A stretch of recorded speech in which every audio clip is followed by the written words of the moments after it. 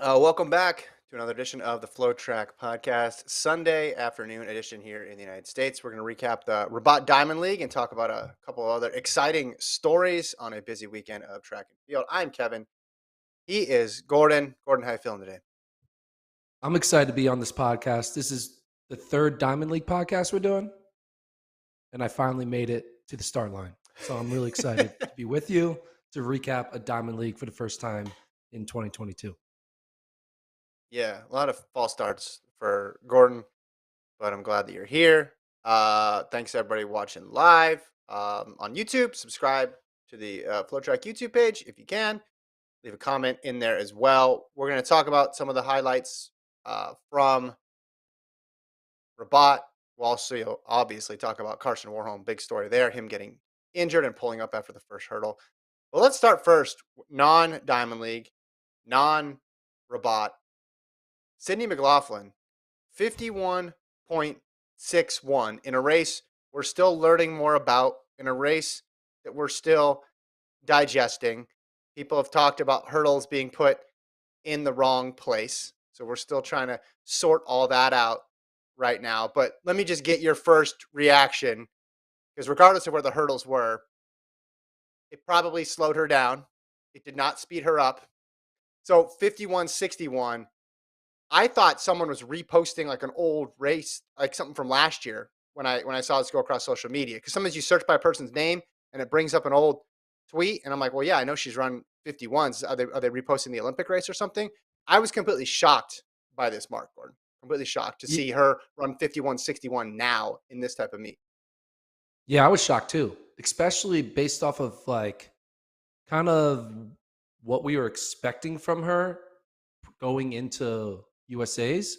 It felt like she was planning on being kind of low key, doing the 100 hurdles at Penn Relays, maybe doing a Mhm. flat 400 here and there, but not really going to the well early on in the season. Maybe she'll save that for Worlds, then maybe a fast Diamond League post Worlds. Mhm. So I was kind of already writing Sydney off in the pre World Championship season as like she's going to go through the motions and she's going to give us her best shot in July.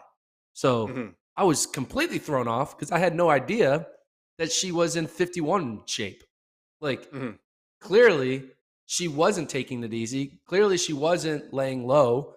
She was building up to an incredible performance that, looking back on it now, like a few hours later, could have probably been even faster if the hurdles were in the Mhm. right spot. 51.61, we thought when we saw a 51 on the clock in Tokyo, that's an aberration. But now she's turning it into a season opener. Like, Yeah. oh my goodness. Like, she ran faster than the winning 400-meter time, I think, at this meet. Did she? I think she ran faster than. Did she run faster than the open 4 time at the same meet? I don't know.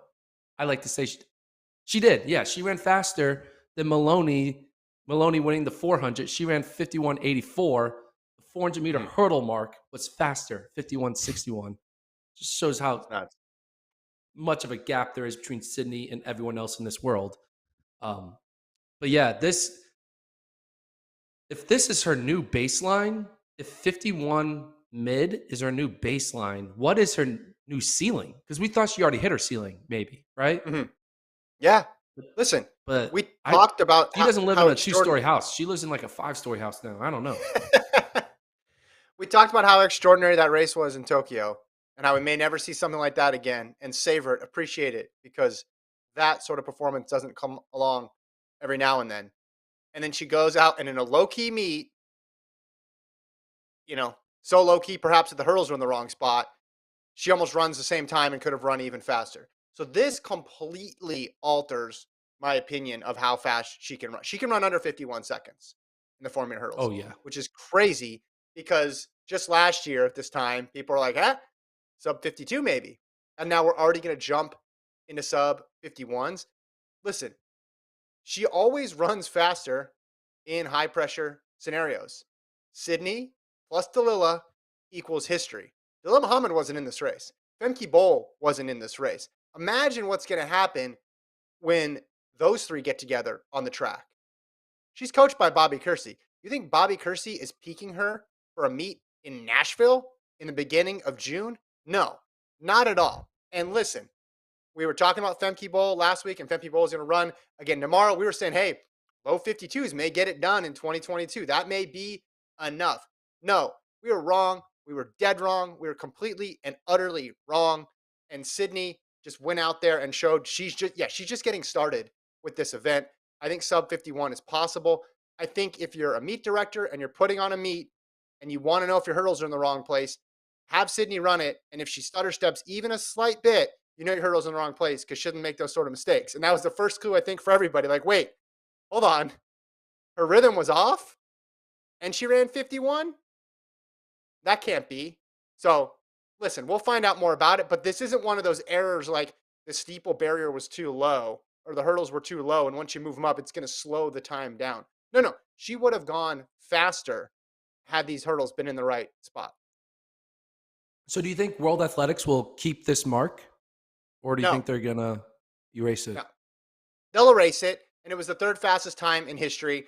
And it doesn't even bother me that much because I'm so sure she's going to run way faster again.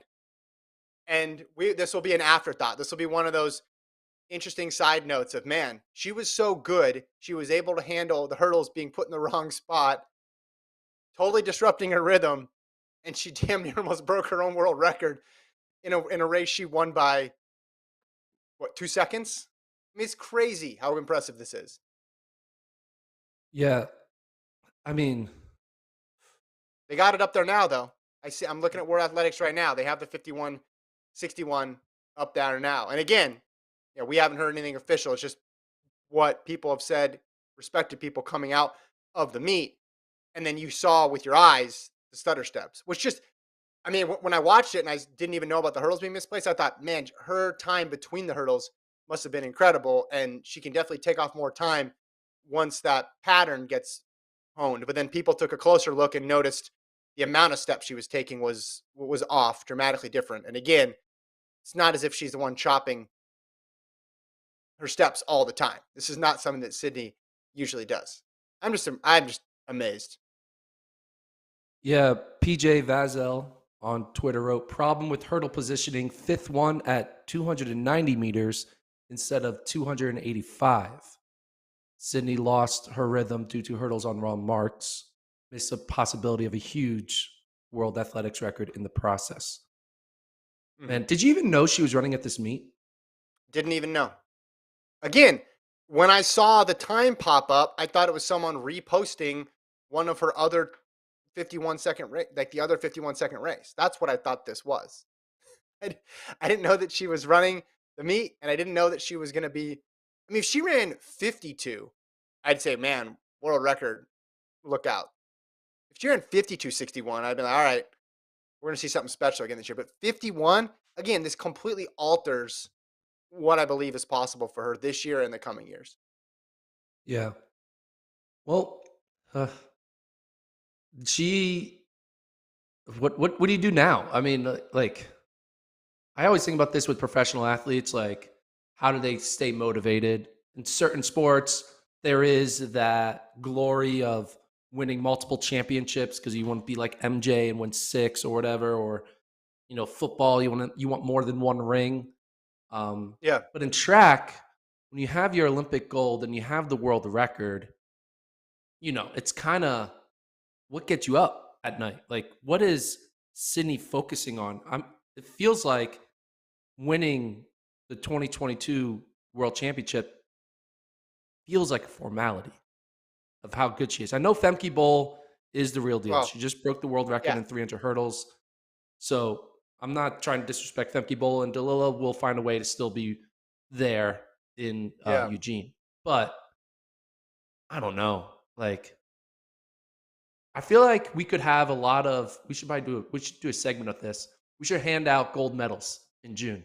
Like, who is going to Worlds as a formality, right? I feel Yeah. like Sydney is Well, one of those formality races because we all know she's going to win.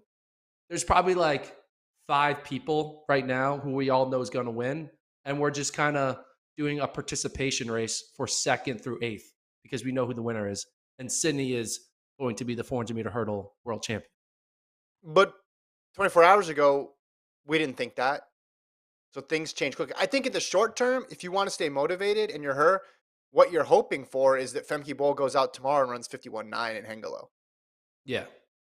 Long term, maybe you're looking at different events, but that's not going to come until after you go and you win the 4-meter hurdles in Eugene, and then you decide, all right, what do you want to?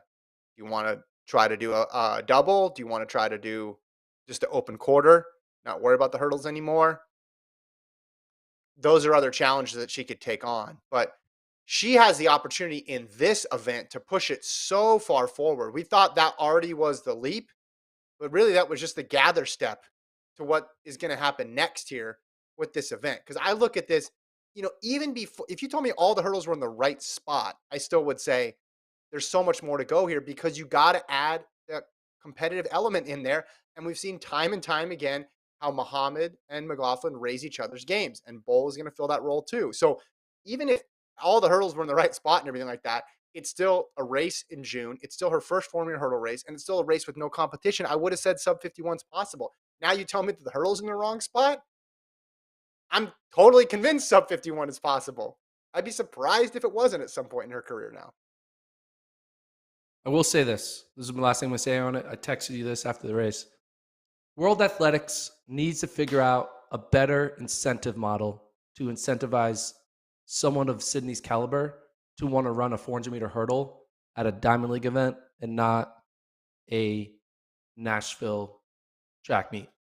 Nothing. The meet was great. I'm happy that the meet director put it on and all that stuff. Great meet, etc. But like, we should have the number ones in our world in all of our events all going to the same type of locations, not happening randomly while I'm watching the Rabat Diamond League on TV. This is the Rabat Diamond League recap show, and we spent the first 11 minutes on Sydney running in Nashville, Tennessee. That's not good. That was urgent. That was an urgent matter that had to be addressed right away. I could not wait until the Monday morning pod to talk about it. In the chat, MR says wrong hurdles should be like a headwind. It's a hindrance. Yeah, absolutely. Again, I mean, there's a way for it to help if they were all way lower, then yeah. But for them to be off in the wrong spots, then yes, correct. That's a good comparison. It is like a hindrance. It's more complicated than headwind. It's like running uphill. Well, it throws you off technically too, because now what leg are you on? It can disrupt the entire rhythm of your race. Just one of them being out of sorts. I mean, it's just incredible how much chaos that event can get thrown into with just one thing out of place. We're looking here now. What did Travis pull up here? This is the conversion table. So 51.62 in the 400 hurdles converts to what, 48.16 in the open quarter. So if she goes under 51, that would be like a 47.6, basically. Yeah, I don't know what's that, 21.59 in the 200. I bet she could run 47.6. You know what she should do? You know what she should do is get that 300-meter world record. Get that 300-meter world record. Drop down a distance, get that 300. It's Femke Bol's got it. She's like, I want all intermediate hurdle records. That's priority one. A 200 hurdle in there as well. All right, let's talk about. Let's move to the Rabat 400-meter hurdle. Yeah, yes, which was much more of a bummer. I didn't see this race with fresh eyes, and what I mean by that was I was on delay, so I saw the tweets coming in. Oh no! Oh no! Oh no! Oh no! So it influenced how I viewed it, and the oh no's were in response to Carson Warholm, world record holder, Olympic champion, world champion, hitting the first hurdle, then pulling up and grabbing his hamstring, a sight no track and field fan wants to see. Ends up being his first loss since September 8th, 2018. He had won 18 finals in a row.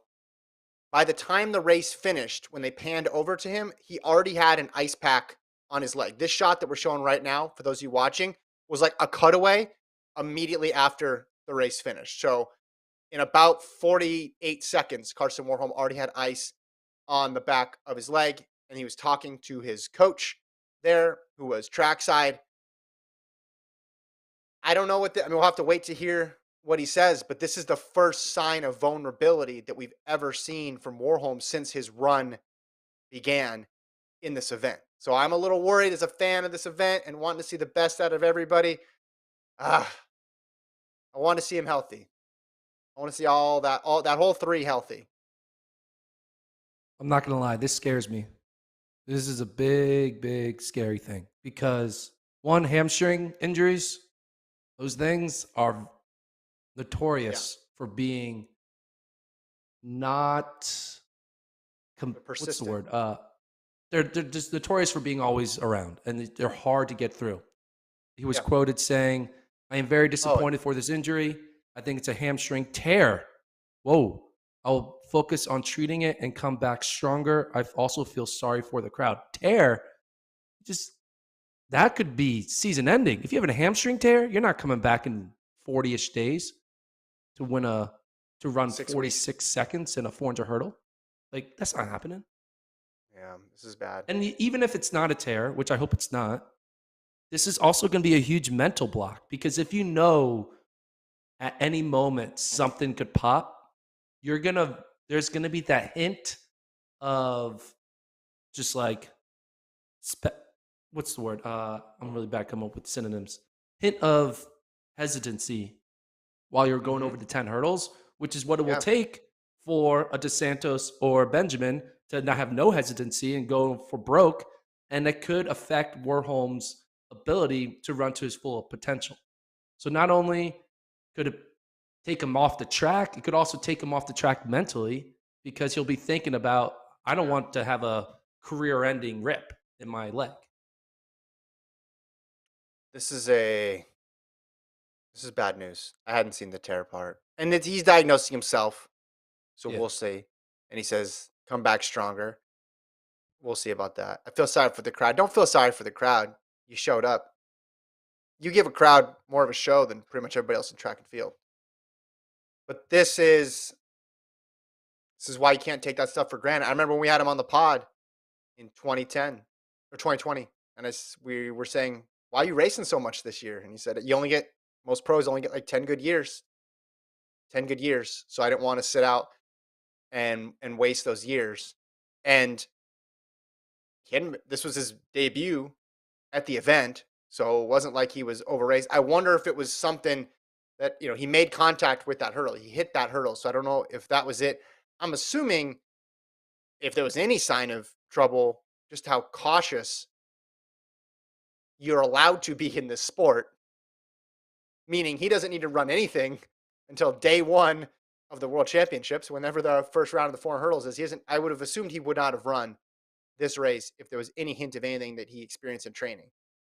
So that makes me worried as well too.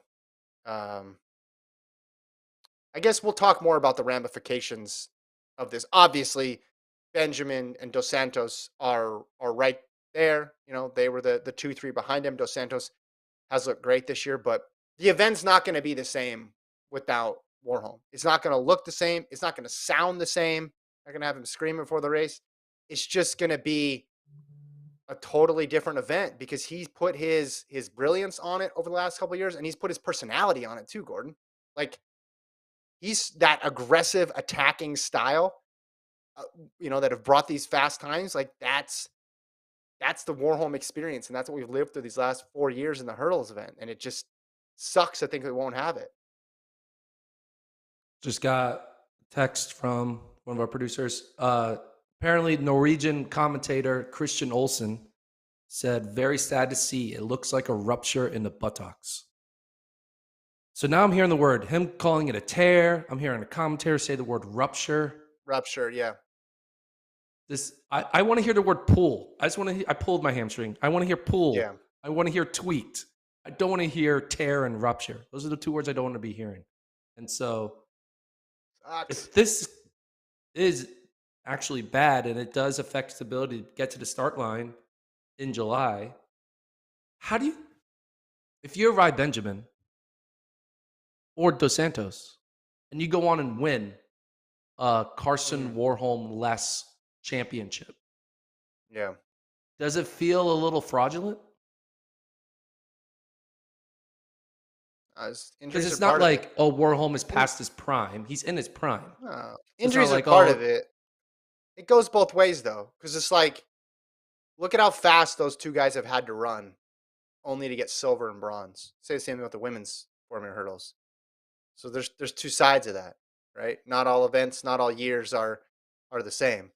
But if this does keep him out, and if one of those other two guys ends up winning gold, can you think of an event other than the women's race where there'd be a more deserving gold or silver medalist based on who they've had to compete against?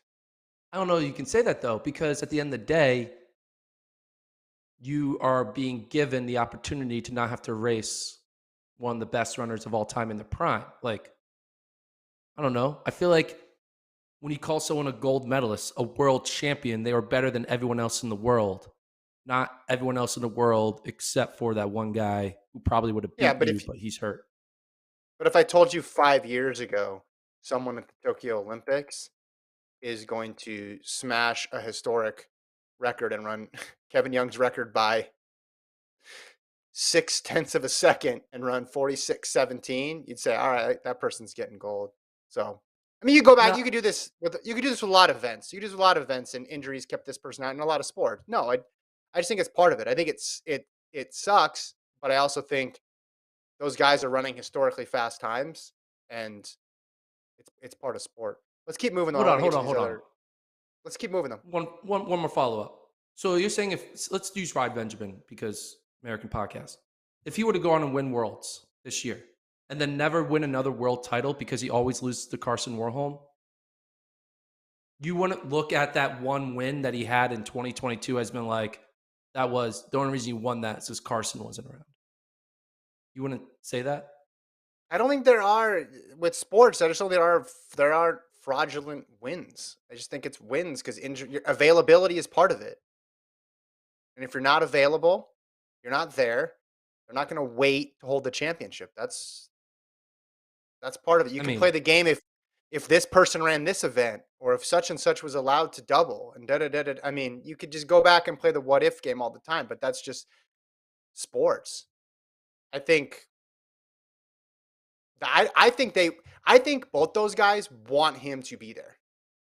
yeah, That's what I no, think. I would agree. Which is, and I wouldn't say that about most people, like of their main rival. I think people say that, but then I think deep down they're like, oh, just like God. 1 year. If I could just have 1 year where I didn't have to take on that person. But I think those two guys, especially Benjamin versus Warholm, because he's been close so many times.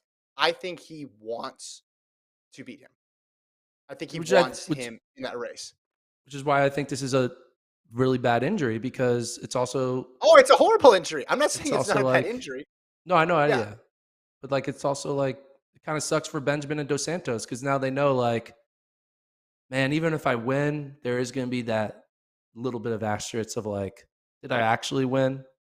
yeah. Am I actually better than Carson, or am I just better at being healthy? You But health is part of it. You're a Sixers fan. Health is know, part of ooh, it. don't get me. Yeah, oh, I know. Elaine Thompson-Herah just did what we said she was going to do, Gordon. 1083 in this race. Nobody else was sub 11. The margin made me think the time was going to be even quicker, maybe even the 10:6 that you were talking about on the pre-show. But ultimately, she wasn't pushed at all, and she's just consistently knocking out these marks anywhere between the high 10:7 she ran at pre all the way into like the low 10:9s. She's just kind of in that range, give or take a few hundreds here or there. But 1083 ahead of Toulouse 1104. What'd you think? Um, I know this may sound taboo or I shouldn't have this take, but I was kind of disappointed. I wanted something bigger. I was like, oh, 10-8, like she can do that in her sleep.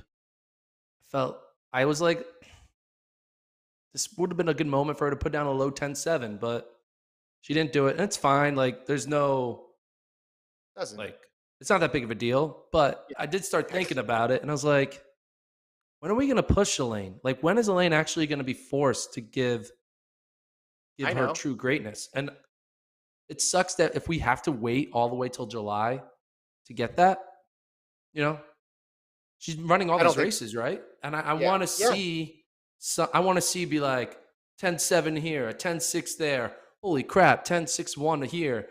And then it builds up to all these like fireworks for the big explosion in July. But right now we're getting a little bit of like, we're getting a little firecrackers. We're getting a little, Yeah. just small little sparklers. We're not getting like, maybe we'll There's get at one the Jamaica person. trials. That's maybe we'll There's get. one person.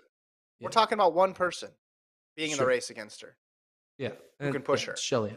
Yeah. And I think we're fortunate to have the other person because in a lot of other instances in track history, if someone was that far like close to making history and putting the type of marks that she's been putting out, there'd be no one who can accompany her. Pull up, Travis. Can you pull up last year? How many times did Thompson-Herah and Fraser-Price race against each other last year? Because they weren't ducking each other. And I don't think they're going to do that this year as well, too. So I think we're going to see these two face off. Now it's kind of weird with the Jamaican trials, with who's got the bye, reigning champion, Diamond League champion, all that stuff. But this is 2021. They raced more in 2021 than they did in the previous part of their career. They ran. Is this just 100? Four Yeah, this is just meets, the not 100. counting the Olympics. Four meets, Yeah. not counting the Olympics. Yeah. Would you take that? I'd take that. That's pretty good. Yeah. Well, Two of them were post Olympics. yeah, we got 2 pre-Olympics. What about 200? Yeah. I want at least 1 pre-Worlds. That's not Jamaica. I Well, they had, and then I want a two 100-meter two more times. dash. I want a 100-meter dash that's not the Jamaica trials before Worlds. That's what I want. Yeah. Make it happen. I'm with Jamaica. you. I'm with you. I want to see it. There's one person right now in the world who could challenge her, and that's Shelly and Fraser-Price. And she hasn't raced her yet. She's I running. watched, they showed the replay of the Olympic 100-meter final. Man, Shelly Ann could have won that. She just slowly fell apart in the second half of that race. I forgot about that. That second 50 from Thompson-Herah, actually from like 50 to 80. That race was nuts. Because then she had enough daylight to celebrate early. Yeah. But I thought the same thing. I was rewatching. I was like, this is close. I remember thinking at the time, though, Fraser-Price needs that great start, needs an advantage at the start. Like that's her bread and butter. And when things were even at that point, I was thinking, okay, this could go the other way, but not by that much. I mean, Thompson-Herah just completely poured it on the second part of that race. So hopefully we'll see him pre-Olympics. Fingers crossed, track fans, so we get to see him. I don't think we will. Other news, Gordon the pessimist. Nothing in the 400-meter hurdles counts anymore, and Fraser-Price and Thompson-Herah are going to race each other. Oh, speaking of pessimists, you know what we need to do? We need to cancel the men's 800 from the World Championships. Like the men's 800 I've been talking about that for a while. Should not be held in Eugene in July. Like we should not be giving out a winner, no medals, those 3 medals. We should just give out, we should send to, a third world country with like the victory shirts. So they give like the undefeated Patriot shirts. They also get the 3 World Championship 800-meter medals because we should not have a world champion in the 800 in 2022. No one deserves to be called the world champion in that event. I'm saying right now, I don't care if you run 30 144s. You don't deserve to be a world champion. No, actually, this is what we do. You can be a world champion, but you have to have had run at least 143.5 or faster. If you don't run 143.5 or faster in 2022, you must relinquish your medal. You shouldn't even hold the race. Hell, no, you know what? Screw it. Just don't even hold the race. This is just to go back to the men's 800. Once again, I thought I would get a good race in Rabat, and I got dog shit. Had some momentum. It was awful. 145 to win the Diamond League. That's what kids are running in like SEC championships, all right? We should not have the world-class athletes running the same time that 18 and 22-year-old college kids are doing. Mm-hmm. I mean, it is a 17-year-old who actually won the Diamond League race, but basically what I'm trying to say is let's wrap. Hold on. I used to love the 800. I ran it in college. It was my favorite event, and they are making me miserable by having to deal with this shit results. I can't handle it. All right, I think this is the fair standard. 800? No, I'm saying I think this is a fair standard because it can't be arbitrary. But let's talk about what we talked about last time. How Zahafi has the world lead from which meet, Gordon? It's not even the Florida relays. It's the um, Tom Jones Memorial Okay, in Gainesville, Florida. all right. If the world lead is from the Tom Jones meet, and it's still the world lead by how many more weeks do you want to give him? Let's give him a deadline. 2 weeks, You know then what it's would be over. nice? We'll do like July 1st. July 1st. If it's still 143.69, then it's over. I thought we had some positive momentum. Ostrava was fun. We had some 144s. I thought we were trending in the right direction. Oh, Emmanuel Career's coming back. Oh, Nigel Amos is going to do his thing. And Nope. then we get the complete opposite. This has been a long time coming. This goes back to last year. Olympic Trials was the best race last year in the Yeah. 800. The men's. It was exciting. Obviously, the drama with Brazier. Bummer he got hurt, but Murphy ran really well. Hoppel out there pushing the pace. Isaiah Jewett. That was an exciting, tense race. Then you get onto the Diamond League circuit. There's a bunch of winners, which is fun. Yay, parity. That's cool. But it was like just because there was no main person there because Brazier's hurt. And then you go to the Olympics. You have a super slow tactical race. But then you could have said, hey, it's Emmanuel Career. And he's good. He's legit. Once he gets into the new year and he's fully healthy and ready to roll, he'll be great. Brazier will be great. But then it's just sort of the trend of mediocrity just continued. Mariano Garcia, the guy who won World Indoors, the guy who's supposed to be the breakout star, he just keeps getting last at these races. I mean, this is his second. I mean, it's just the reality. Yeah, he ran 148 today and got 11th. Career 146.93 and got 8th. I'll say it again. If Brazier is healthy, Brazier, I take back what I said before about being pessimistic on Brazier. Brazier can still win the gold, even though we haven't seen Yeah. him. Hunter and Brazier can still win the gold because if you're just completely sold on Wanyoni, which he is clearly the number one guy, but he's 17, doesn't have a ton of experience, he could be beaten, obviously. But literally anybody can win this 800 at the World Championships, assuming they contest it.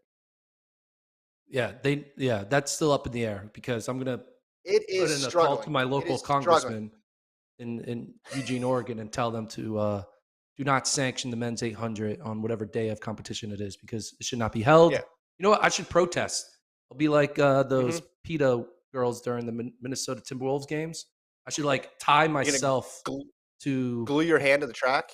yeah, glue my hands to the track, and I'll have a sign saying, "You guys don't deserve to run the 800 until you run 143."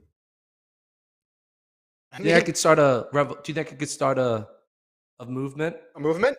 an Yeah, anti 800 movement? I think I could do that. dude.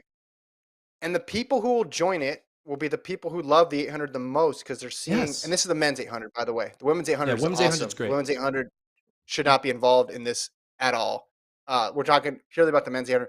I feel like I was early on this because I was telling you about this last year, but you were so excited that Emmanuel Career won that you were willing to overlook all the other just complete, uneventful, mediocre, Yes. blah. It's so hard to make an 800 race boring at any level.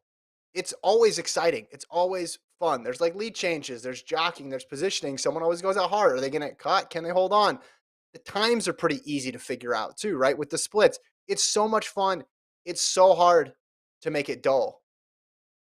And yet, it's like Thursday night football at this point, right? You're like, oh, football. Every football game's exciting. And then the NFL Yeah. puts a Thursday night game on and it's like 9-3.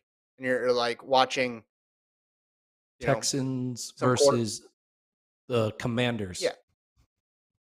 Yeah, and you're watching some backup quarterback go 7 for 28, and you're like, "How did this happen?"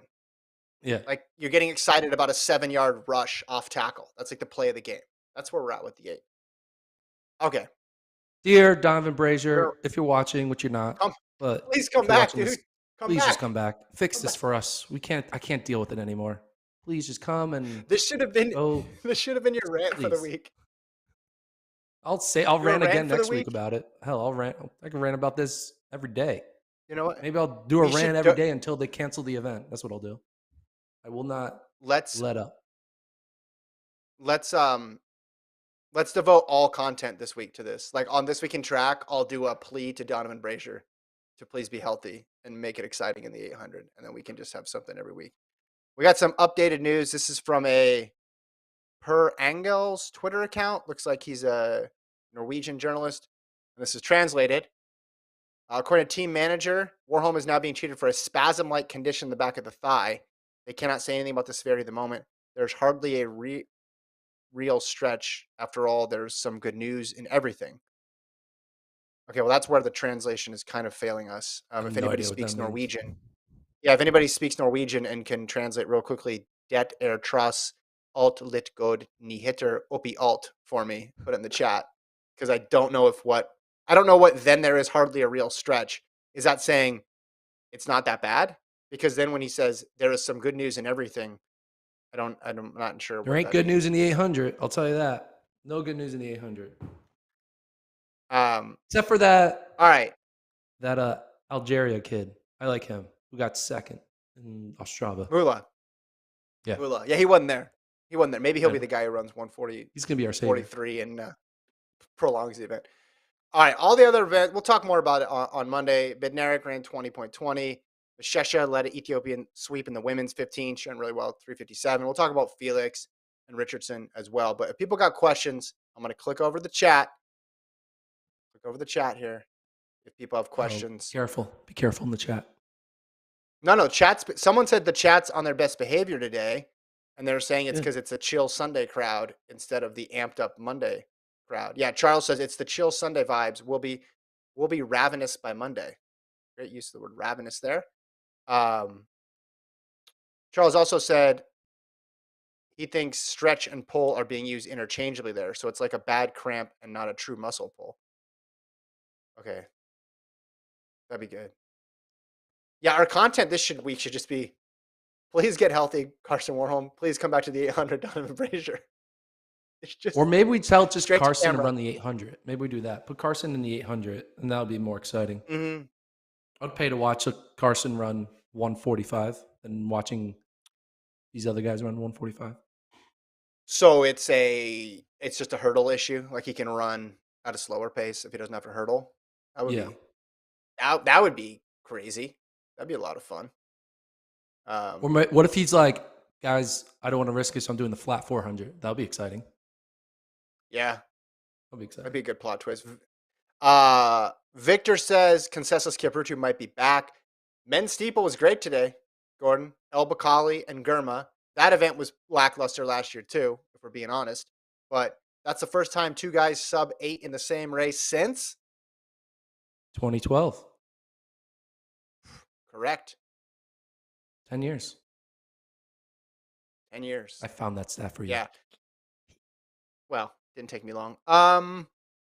Someone asked about our thoughts on El Bakali and Gurma would race. Yeah, I mean Gurma went sub 8 in Ostrava, El Bakali, running at home. He always does well in that meet. The steeples had some close races. Just transition from, remember Ezekiel Kemboy was dominant, and then Makisi Benabad would get mixed up in that sometimes, and then fight mascots and take off his shirt and do weird stuff. And then you had Kiprutu dominant, and then when Gurma and Wale and El Bakali came to the scene, it took a little time, but now that event's heating up, and I'm enjoying it as well too. Kevin asks, U.S. trials for the women 100 is up in the air. Who do you think will win? I don't think it's up in the air.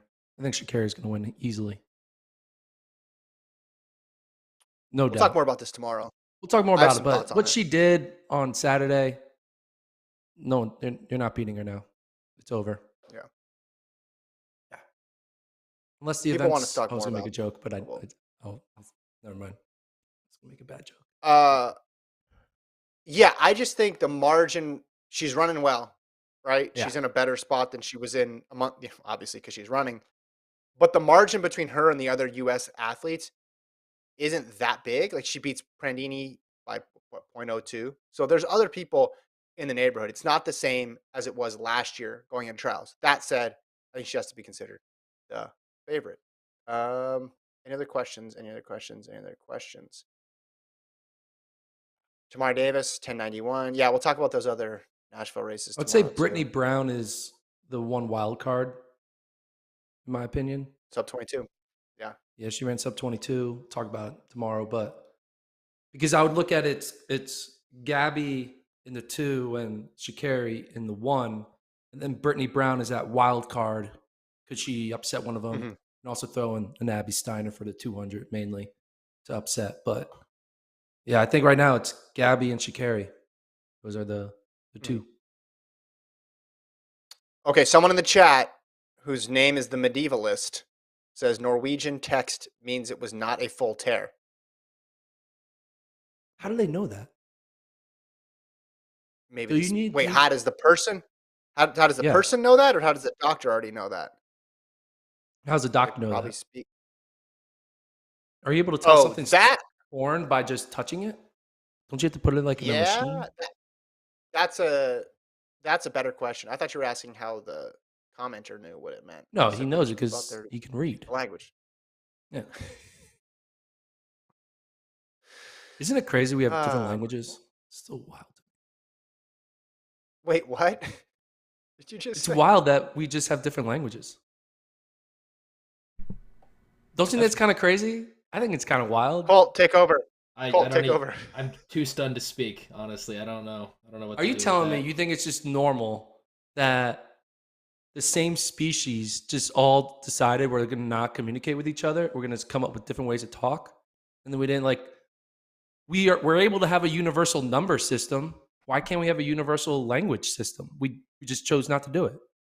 There's nothing wrong with it. I'm not against it.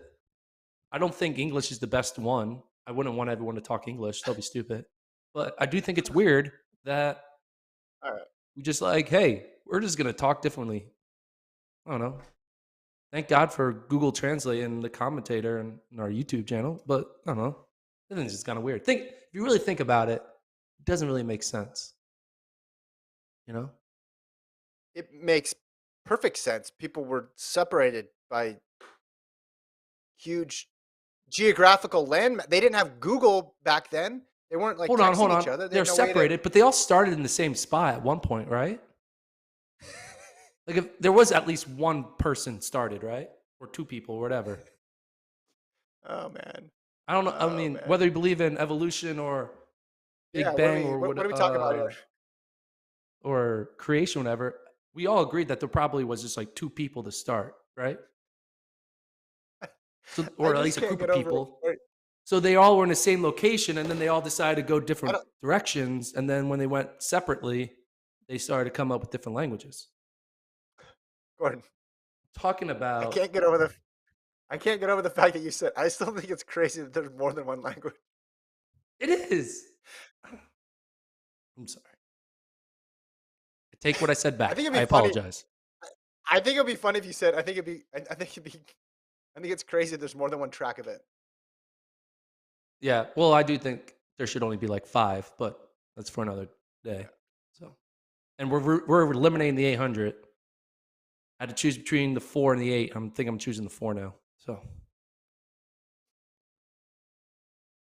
I love the 800 too. It's the To be best event. clear, you like the other languages. You're saying you just think it's interesting to you that there are There's so different many ones. languages Yes. Oh yeah. on planet No. Earth. Oh, Yeah. what does the word like mean? I mean, I'm in different like I don't have like a language ranking. Like number 1 Dutch or whatever. Number Yeah. 2 Arabic, Yeah. number 3 French. 4 no, like I don't have a ranking. They're all 1. We They gotta all go, say the man. We same. gotta go. We gotta go. The comments is We're losing each other. glasses All right. Gordon hitting us up with Yeah, philosophical sorry. talking points. Let's talk about track and field. Should No, we we're just end the good. We're pod? good. Should we We just end did the it. pod? Yeah. Yeah. Alan says stay in your lane, track guys. Don't do linguistics. I agree. Agree. I just Agree. sometimes Gordon I says agree with stuff, you. and it's like him not believing in sunscreen. Yeah, look at my Not look that at it my neck. doesn't. Look at that. Not that it doesn't work, but just that it's not possible. Sunscreen. Thanks to Colt. Thanks Travis. We'll see you guys tomorrow. Just a few hours. We'll talk the rest of the news in the track and field world, and we'll send Gordon some Mevis, Books yeah. to read, Rosetta Stone. articles,